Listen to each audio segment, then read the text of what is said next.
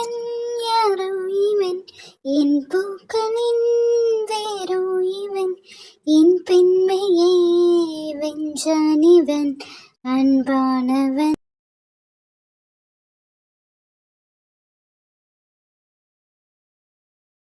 எதுக்கு அங்க நின்று என்னையே பார்த்துட்டு இருந்தீங்க? நீ எதுக்கு அங்க நிக்கிற என்னையவே பார்த்துட்டு இருந்த?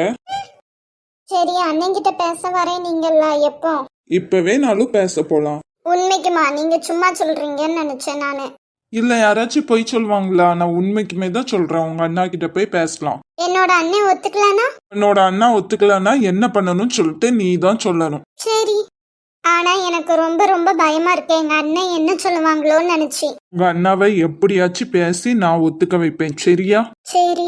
என்ன பாருடி, சும்மா சும்மா கீழே குனிஞ்சுக்கிட்டே கிடப்பா. முடியாது. என்ன எதுக்கு உனக்கு ரொம்ப பிடிக்கும்?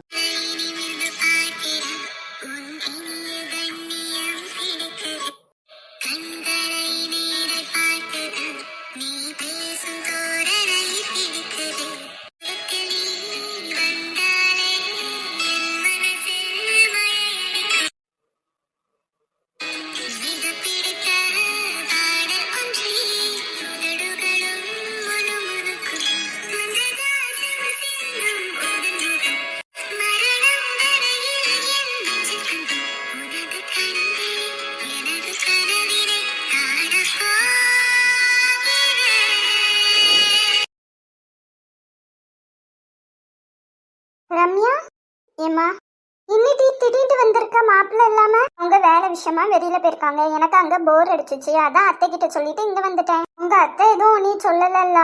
எதுவுமே சொல்லலாமா, போயிட்டு வந்துட்டாங்க. சரி, இது என்ன ட்ரெஸ்? சுடிதார் இல்லைன்னா சேலை கட்டிட்டு வரலாம்லாமா? நம்ம வீடு தானம்மா, இனி யாரு என்ன சொல்லுவா? நல்லா இருக்கியா ரம்யா? எனக்கு ஒரு பிரச்சனை இல்லம்மா. இப்ப எங்க அத்தைலாம் என்கிட்ட நல்லா பேசுறாங்க. என்கிட்ட அன்னைக்கு சண்டை போட்டதுக்கு மன்னிப்பு கூட கேட்டாங்கம்மா. ஒரு பிரச்சனை கிடையாது. சரி, நீ மினிக்கிட்ட எதுவும் சண்டை போட்டுட்டு இருக்காத, சரியா? அவகிட்ட நல்லா பேசு. அவகிட்ட பேசிட்டேம்மா. சின்னத்துக்கு யாரு என்ன பண்றாங்கன்னே தெரியாம ஏதாச்சும் ஒன்று பண்ணிடுவாங்க ரம்யா. நம்ம தான் கொஞ்சம் உஷாரா இருக்கணும், சரியா? இனிமேல் யார் யார்கிட்ட என்னென்ன விஷயம் சொல்லணுங்கிறத நீ தான் முடிவு பண்ணணும், சரிம்மா? எல்லார்கிட்டையும் எல்லா விஷயமும் சொல்லணும்னு அவசியம் இல்லை, சரிம்மா? சரி, சாப்பிடுதியா? அதெல்லாம் ஒன்றும் வேண்டாம். அப்பா எங்க? அப்பா வேலைக்கு போயிட்டாங்க. சத்யாவுக்கு காலேஜ் திறந்துக்கலாமா? காலேஜ் போயிட்டான். சரிம்மா. அப்பா ஃபோன் பண்ணி உனக்கு சிக்கன் மட்டன் ஏதாச்சும் எடுத்துட்டு வர சொல்லிட்டா? அதெல்லாம் ஒன்றும் வேண்டாமே. எனக்கு அங்கே சாப்பாட்டுக்கெல்லாம் ஒரு குறை கிடையாதுமா. ஒவ்வொன்றையா செஞ்சு வச்சுட்டு அத்தை தாங்க தான் செய்வாவு. சாப்பிடுன்ட்டு நான் தான் சாப்பிடவே மாட்டேன். அதுவும் இல்லாமல் குமரன் அப்பப்போ வெளியில் கூப்பிட்டு போய் வேற சாப்பிட ஏதாச்சும் வாங்கி தந்துடுவாங்கம்மா. சரிம்மா.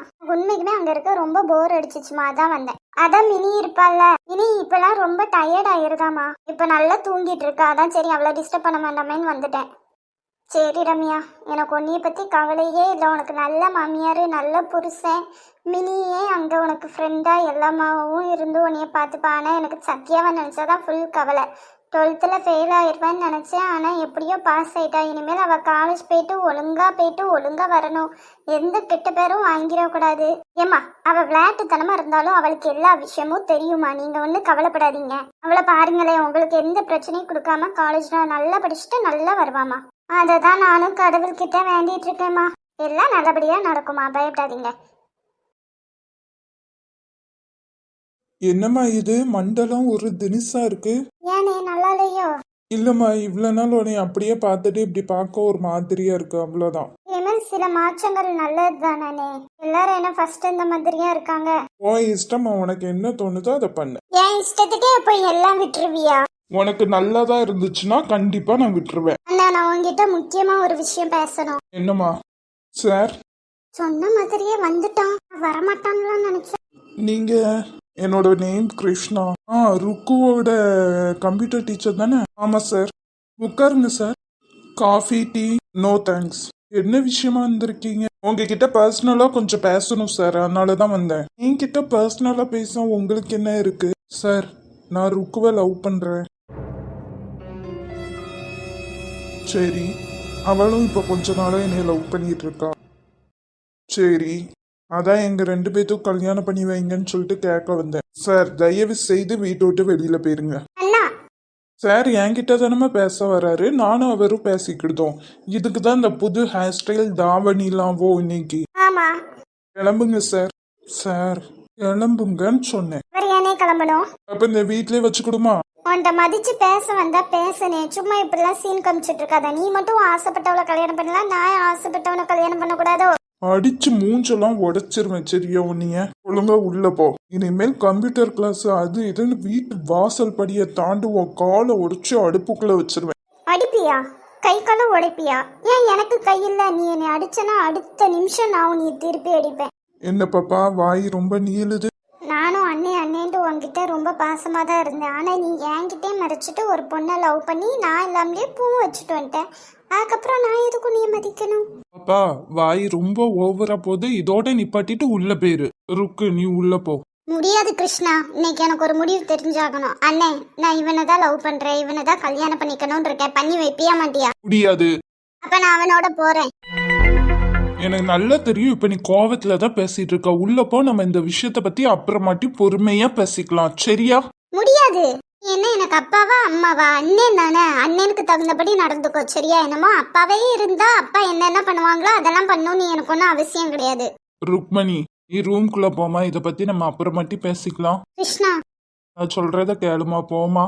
சரி கிருஷ்ணா, நீங்களும் வீட்டுக்கு கிளம்புங்க. இவன் கிட்டலாம் ஒன்றும் பேச வேண்டாம். இவன் வந்து ரொம்ப செல்ஃபிஷா மாறிட்டான். அவனுக்கு அவன் சந்தோஷம் மட்டும் போதும். நான் பேசுறேம்மா, நீ போ. சரி கிருஷ்ணா. சார் பாருங்க, நான் உங்ககிட்ட ரொம்ப மரியாதையா தான் பேசுறேன், கிளம்பிருங்க. நீங்க யோசிச்சு முடிவெடுங்க சார். என்னை பத்தி விசாரிச்சுக்கோங்க, உங்க ஃபேமிலி கிட்ட எல்லாம் கலந்து ஆலோசிச்சுட்டு நீங்க என்கிட்ட சொன்னா போதும். நான் கிளம்புறேன் சார். அவளை எதுவும் சொல்லாதீங்க, அவ பாவம், அவன் என் தங்கச்சி. கிளம்பு.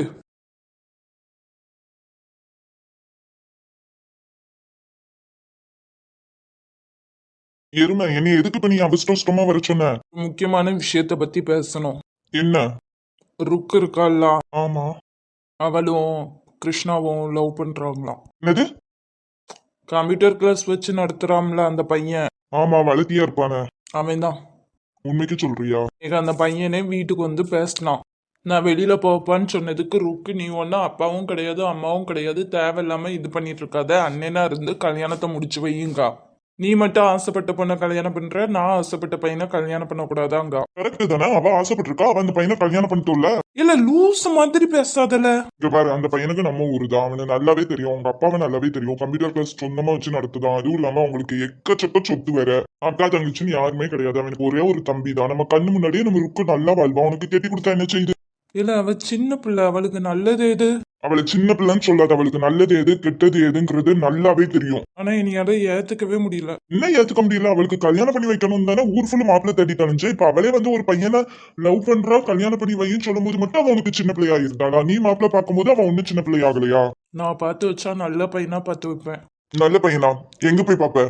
இப்பதான் அதுக்கு நிறைய ஆப் வெப்சைட்டுன்னு இருக்குல்ல. ஓ, அப்ப வெப்சைட் ஆப் சொல்றதெல்லாம் நம்புவ, மித்தவன் சொல்றதெல்லாம் நம்புவ. உன் தங்கச்சி வந்து சொன்னா நம்ப மாட்டேன். ஏதாச்சும் கெட்டதாயிட்டுனா? அவ தேர்ந்தெடுத்த வாழ்க்கை நல்லதானாலும் கெட்டதானாலும் அவ தான் பாத்துக்கணும் சரியா? இப்ப வந்து இது மித்த பையன் சொல்லியிருந்தா கூட நான் யோசிச்சிருப்பேன். ஆனா இந்த பையனை நல்லாவே தெரியும், அதனால ஒரு பிரச்சனை கிடையாது. அவன் என் தம்பி கூட தான் ஸ்கூல்ல எல்லாம் படிச்சான். இப்ப என்ன பண்ணணுங்க? அந்த பையனை கூப்பிட்டு பேசு. உங்க வீட்டுல ஓகே சொல்லிட்டாங்களா என்ன யாது எல்லாத்தையும் விவரமா கேளு. சரி. எல்லாத்தையும் பேசி முடிச்சதுக்கு அப்புறம் நம்ம முடிவு பண்ணிக்கலாம் சரியா? ஃபர்ஸ்ட் அந்த பையன் கோவப்படாம பொறுமையா கேளு. ஒவ்வொரு கேள்விக்கும் அவன் பதில் சொல்ற விதத்தை வச்சு அவன் ருக்குவை நல்லா பார்த்துப்பானா பார்த்துக்க முடியாதாங்கிறது நம்மளுக்கு தெரிஞ்சிடும். நீயும் கூட வரியா? வந்து தொலைக்கிறேன். அந்த ருக்கு பிள்ளைய நல்லா திட்டி விட்டுருப்பிய. நல்லா திட்டினேன், ஆனா இப்ப அவ ரொம்ப மாறிட்டா. முன்னாடி எல்லாம் நான் திட்டினா கண்ணை கசக்கிட்டு இருப்பா, இப்ப அவ என்ன எதிர்த்து கேள்வி கேட்கா. நம்மளுக்கு ஏதாச்சும் ஒரு விஷயம் வேணும்னா நம்ம தான் சண்டை போடணும். அதனாலதான் ருக்கு இன்னைக்கு உங்ககிட்ட சண்டை போட்டிருக்கான். சரி, அப்ப அந்த பையன்கிட்ட நாளைக்கு போய் பேசுமா? எதுக்கு நாளைக்கு? அங்க பாரு, அவனே வரான்.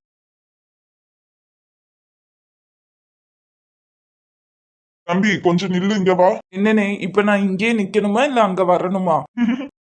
இங்க வந்து உட்காரு வா.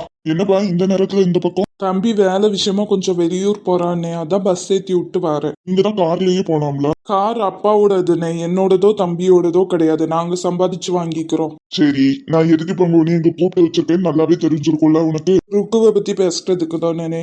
சொல்லுங்க. எவ்வளவு நாளா லவ் பண்ணிட்டு இருக்கீங்க? நான் ஸ்கூல் படிக்கும் போதுல இருந்தே ருக்குவை லவ் பண்ணிட்டு இருக்கேனே, ஆனா அவகிட்ட சொன்னதில்ல, அதை பத்தி எதுவுமே பேசினது கிடையாது.